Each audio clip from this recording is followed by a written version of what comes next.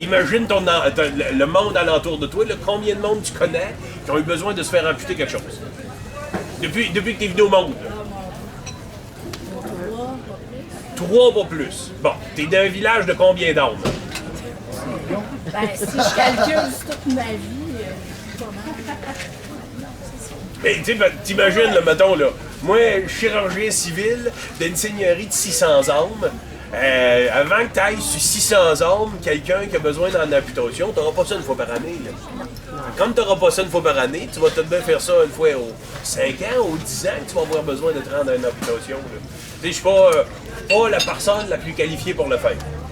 Chirurgien civil, c'est de l'ouvrage de tous les jours. M'arracher bien des dents d'une vie, faire la barbe de façon régulière. Ça, c'est de l'ouvrage de chirurgien que tu fais en répétition, maintenant. Ben, toi, Gaillard, c'est quand la dernière fois que tu connais quelqu'un qui s'est fait tirer dessus par quelqu'un qui connaît à la chasse, mettons? Non, mais je veux dire, quand le monde revenait d'une bataille... Habituellement, c'est un champ de bataille, habituellement, là, avec les troupes. Là, tu vas avoir un chirurgien militaire. D'ailleurs, c'est la beauté qu'on a ici en colonie. Parce que, bon, le métier de chirurgien, c'est un métier de manœuvre. C'est un métier qui s'apprend de par un maître. Tu as un maître qui va t'enseigner, qui va te prendre comme son apprenti. Puis la beauté qu'on a ici en colonie, c'est que la plupart des grands chirurgiens qu'on a ici en colonie, c'est d'abord et avant tout des chirurgiens militaires qui se sont pris un apprenti et qui les ont enseignés. Puis eux autres, là, pour avoir de l'expérience, je dis tout le temps, mettons, chirurgien navigant. Mettons, vous avez comme à choisir là, les gens là, qui vous impressionnent le plus. Là. Chirurgien militaire, c'est bon, c'est fin, ils voient bien des affaires, là, mais ceux à bord d'un navire, là, moi, je sais pas comment ces gaillards le font. Ça se peut juste pas. Non, mais pour vrai, là, t'imagines, dans le fond, t'as 2 navires qui se croisent, là, t'entends le roulement du battement de tambour qui part. Puis là, la première affaire, tu sais, c'est que là, il y a comme une série de volées de boulets qui revolent bord en bord, là. Puis t'as un boulet, mettons, qui part, qui rentre dans la coque qui explose, là, ça envoie des morceaux de partout. Le boulet continue sa course, ramasse la jambe de un, puis là, ça a fait revoler la poulie du canon qui, lui, se met à tourner sur le bord, coince l'autre de par en dessous. Puis là, ça, c'est un boulet, tu en as 15 de même qui vient de partir d'un coup sec. Puis là, toi, t'as un chirurgien dans le fond de la cale, d'une pièce qui est comme grande comme le temps que vous avez là. Puis à l'intérieur de ça, il y a une table dans le milieu. Puis là, ben, tout le monde passe là-dessus, un en arrière de l'autre. Puis là, ben, bien sûr, il y a d'affaires à gérer ses priorités. Comment est-ce qu'il détermine sa priorité? Un doigt, une jambe, un cœur. Non, la priorité, c'est qui c'est que je suis capable d'arranger rapidement pour qu'il soit capable de retourner se battre. Parce qu'on est en train de se battre contre l'ennemi, puis chaque bonhomme que je retourne en haut, ça en est un de plus pour empêcher l'ennemi de se rendre jusqu'à moi. Donc le doigt, c'est la priorité. Le doigt, c'est la priorité. Si t'es descendu rien que pour un doigt, puis toi aussi, moi, te le dire. Puis on va installer dans le coin tous ceux qui lui manquent une jambe, qui lui manquent un bras, puis on va lui faire un garrot pour pas qu'il se vide. En attendant, puis une fois la bataille est finie, une fois que tout le gros brouhaha a passé, le rendu là, je vais pouvoir m'occuper de un voisin qui fauche, puis sans s'en rendre compte, qui est comme trop proche de l'autre à côté, par partir avec une fille au passage, puis tout ça, ça se fait, puis ça se voit, là. Mais en même temps, ça se voit pas toujours. C'est ça. Ça fait partie de la routine. Mais en même temps, ça, c'est l'autre affaire aussi. Comme vous êtes ici en colonie, le médecin le plus proche de Vaudreuil est à Québec. Non. C'est pas Montréal. Mais non, tu vas voir des chirurgiens à Montréal. Rares sont les médecins qui osent faire la traversée. Et la plupart d'entre eux autres, ben oui. Et de un, pour faire médecine, tu peux pas apprendre ça ici en colonie. Il faut que tu t'en ailles faire ça dans les grandes écoles dessus l'autre bord. Là, une fois que tu as fait ça dans ta grande école dessus l'autre bord, là, tu prends le navire puis tu traverses. Et puis là, il faut convaincre un de traverser. Puis là, une fois qu'il arrive à Québec, il fait hop là, c'est pas une grande place. Puis là, tu lui dis, c'est la plus grande place de toute la colonie. Dis-tu, m'as resté ici. Mais c'est exactement ça, là, les gens du peuple, là. Les gens du peuple, on verront jamais un médecin de leur vie ici en colonie, là. Fait qu'à partir de ce moment-là, ben, les gens se retournent vers les autres métiers du corps, vont se retourner vers moi, vont se retourner vers l'apothicaire. T'as des chances de voir du monde de même. Puis ben, nous autres, les chirurgiens, ce qui a fait qu'on a eu pas mal de chirurgiens ici en colonie, c'est à chaque fois que t'as une vague de militaires qui arrive. Quand t'as une vague de militaires qui arrive, si on n'est pas en temps de guerre, ces militaires-là sont casernés chez l'habitant. Fait que comme ils sont casernés chez l'habitant, si jamais il y a un trouble, si jamais il y a un problème, ben ils ne peuvent pas, on s'en va voir le chirurgien militaire parce qu'on sait qu'il est bien plus compétent que n'importe quel charpentier que vous allez avoir. Puis là, justement, le chirurgien, il ne pourra pas faire l'ouvrage seul. Il va se prendre une personne ou deux, un assistant, un quinbin ou quelque chose de même. Là, il va dire, es-tu capable de tenir ton bout? Puis graduellement, si jamais il se rend compte que tu tombes pas à la vue du sang, il va te dire, ça te tente-tu d'en apprendre plus? Non, mais on va dire des affaires commission. T'as l'air intéressé, t'as l'air compétent. Ben, mettons le premier critère de base, si jamais ça se met gicler partout, tu perds pas état de conscience. Tu peux pas faire mon ouvrage si tu perds état de conscience en voyant quelqu'un qui est en train de se vider au bout de son sang. Fait qu'à partir de ce moment-là, ben, si jamais t'es quand même pas pire dans l'affaire, ben, il va tout bien te montrer ficelle du métier. Puis si jamais ça te tente, ben, on se le cachera pas, comme on veut jamais que notre chirurgien travaille dans le village. T'sais, tout le monde fait attention pour pas en arriver jusque-là. Mais on est tous bien contents de en avoir un si jamais il y a un problème qui arrive. Fait que rendu là, t'sais, on va voir là. Moi, je connais un chirurgien qui est notaire en plus.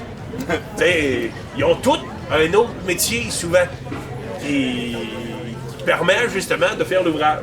Puis souvent on dit barbier chirurgien. Vous savez pourquoi?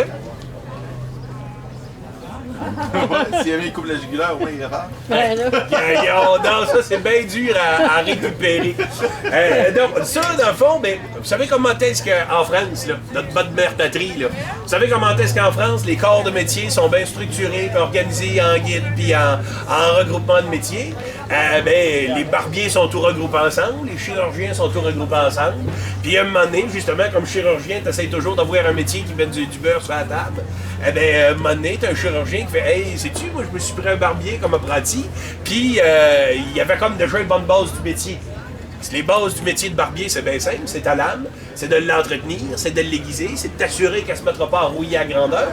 Et là, t'es comme un chirurgien qui fait « Hop là, il y a 2 minutes là, quand je prends un barbier comme apprenti, il fait du meilleur ouvrage, puis j'ai pas besoin d'y montrer à la base, parce qu'il est déjà capable de le faire, ça fait du sens. » Parce qu'on s'entend que quand je vais être rendu à aiguiser mes scies et aiguiser mes couteaux pour faire des amputations, vous ouvrez, vous allez être bien content que j'ai appris à bien nettoyer ma lame, à bien l'aiguiser. Là.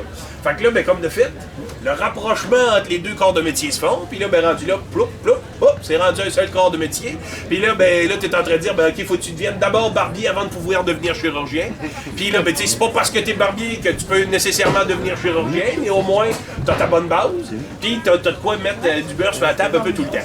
Fait que ça, dans le fond, là-dessus, t'étais un peu sur la base, puis là, éventuellement, comprenez bien, il y a des chicanes d'un corps de même, puis là, ça se sépare, puis là, éventuellement, ça fait, ouais, mais non, mais c'était vraiment une bonne idée. Fait que là, ça revient ensemble, puis là, ça se sépare, puis ça revient ensemble. Fait que, tu sais, on a été comme barbier chirurgien, ou rien que chirurgien tout seul, comme à intermittence, comme ils disent. Ouais, c'est ça. Fait que, mais toujours est-il que, c'est sûr que ça, c'est pas mal notre métier à nous autres. Puis c'est de même là, qu'on vient tranquillement pas vite à apprendre l'ouvrage. Mais comme il n'y a pas personne d'autre, on se met à apprendre tous les autres pareils. Je suis capable de vous parler d'humeur. On n'a pas de médecin sur le coin, mais on sait que c'est vos humeurs bien balancées à l'intérieur du corps qui fait que vous êtes en bonne santé. Vous connaissez vos humeurs? Il y a monsieur qui dit oui, toi, t'as clair. Oh non, toi, non. Oui. Oui. Bon. On va mettre à l'épreuve ceux qui connaissent les humeurs. C'est quoi, ma chère dame, les 4 humeurs du corps? Oh!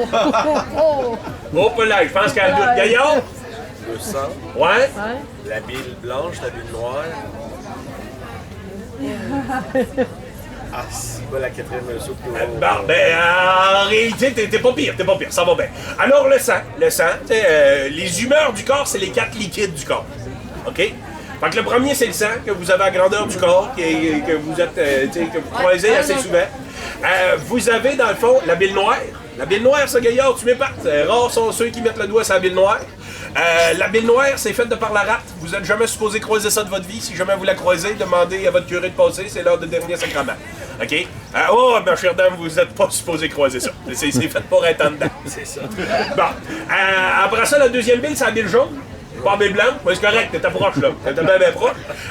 Celle-là, dans le fond, c'est celle que vous avez ici en dedans, là, dans l'estomac, que vous allez ressentir monter une fois de temps en temps. Ça, c'est votre bile jaune. Puis, le flegme, Gaillard. Ouais, il y en a qui vont appeler ça la lèvre. C'est ça. Le flegme. Fait que ça, c'est vos 4 humeurs du corps. Si vous voulez rester en bonne santé, il faut que les 4 humeurs soient balancées. Si vos 4 humeurs sont balancées, vous êtes de bonne humeur. Vous êtes de bonne humeur. Si jamais les 4 humeurs sont pas balancées, vous êtes de mauvaise humeur. Bon. Puis là, dépendamment de l'humeur qui prend le dessus, tu seras pas de mauvaise humeur de la même manière. Tu dois être sanguin. Ouais. Si t'es sanguin, pourquoi ça fait? T'as trop de sang. T'as trop de sang. T'es chaud. Ouais. T'es en colère vite. En colère T'es vite. en tabac. Ben bon, c'est bon, puis si jamais, mettons là, on parle des humeurs chaudes, là. Parce que t'as deux humeurs chaudes, la bile jaune puis le sang. T'as deux humeurs froides, la bile noire puis le flegme. Quand tout le monde suit? Quand t'es flegmatique, donc t'es calme, t'es... Les flegmatiques, d'ailleurs, si t'es de mauvaise humeur flegmatique, C'est pas bon. t'es trop de la tête.